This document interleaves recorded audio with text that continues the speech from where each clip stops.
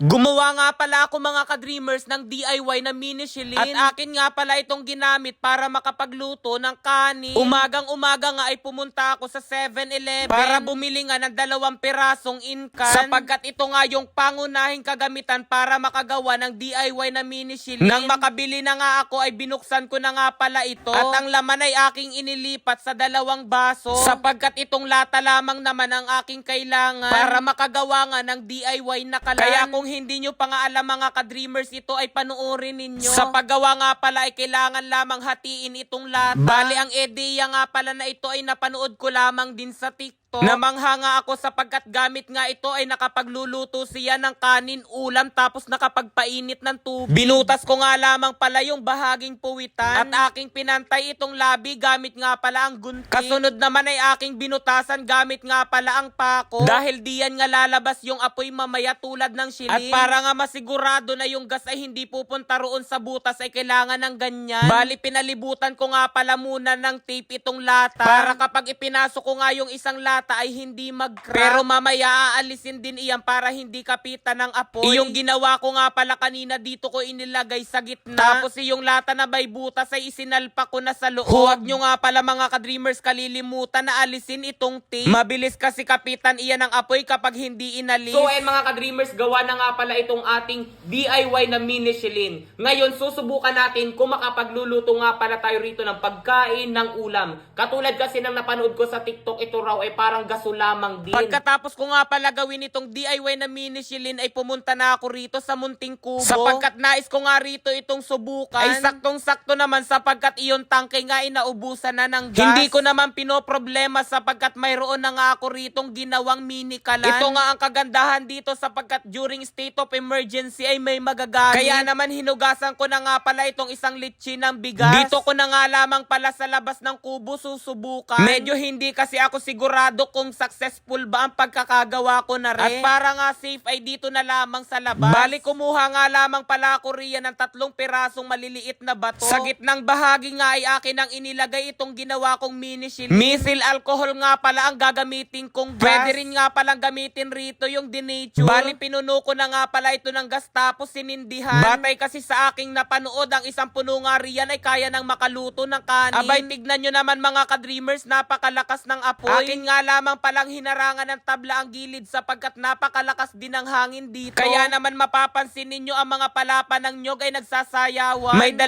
piraso nga na tuyo na nalaglag. Kaya naman akin nga pala itong hinakot sapagkat akin na itong sisilaban. Iyan nga pala yung ginagawa ko habang nakasalang yung sinaing sa ating mini shilin. May ilan din nga palang nalaglag na uyo at mayangan ng niyog. Kaya naman pinulot ko na rin. Napansin ko nga sa isang puno na niyog ay may tuyong palapa na nakabitin. Syempre tulad noong bata pa ako, bibitinan ko yan. Makalipas nga pala ang ilang minuto, ayan mga ka-dreamers, kumukulo na itong ating sinaing. Akin nga palang sinindihan itong tistis ng niyog para sigaan ko na nga itong mga tuyo na palapa at uyo. Pagkatapos nga mga ka-dreamers ng ilang minuto, ayan nakapagluto na nga pala ako rito ng kanin gamit nga pala itong DIY na mini gasol natin. DIY na mini shilin. Tignan natin ngayon kung naluto nga ba ng maayos itong aking sinaing.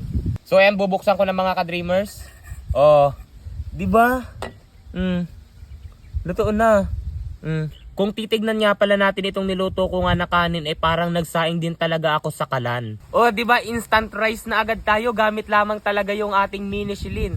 Napakaganda nga pala mga ka-dreamers gamitin itong mini shilin na ito. Lalo na kapag kayo ay magkakamping. Tapos halimbawa, napakalaki baga ng shilin, hindi nyo madadala. So kapag ganito lamang yung dadalahin nyo, napakadali lamang isilid at kahit sa bag ninyo ay kayang-kaya ninyong dalahin. Ang gamit nga lamang pala natin dito mga ka-dreamers na panggatong ay yung ganere. Yan. Ito lamang yung gagamitin. Pwede rin natin ditong gamitin yung anumang uri ng alcohol. Pwede rin yung gin. Pwede natin yung ipanggatong yung gin. Tapos maaari na tayo makapagluto rito. Makapagluto gamit nga itong ating mini shilin na to. Yun lang mga ka-dreamers, subukan nyo rin lalo na kung hindi nyo talaga afford bumili ng gas para makapaggatong nga sa shilin. So ito, o diba, parang mayaman na rin talaga tignan at hindi na nga mauulingan yung inyong kaldero. Hindi katulad doon kapag nagluto kayo doon sa kalan na may bato-bato tapos ang gatong ay kahoy. Dahil dito nga, ang gatong lamang ay ito tapos ang lingas para rin talagang shilin.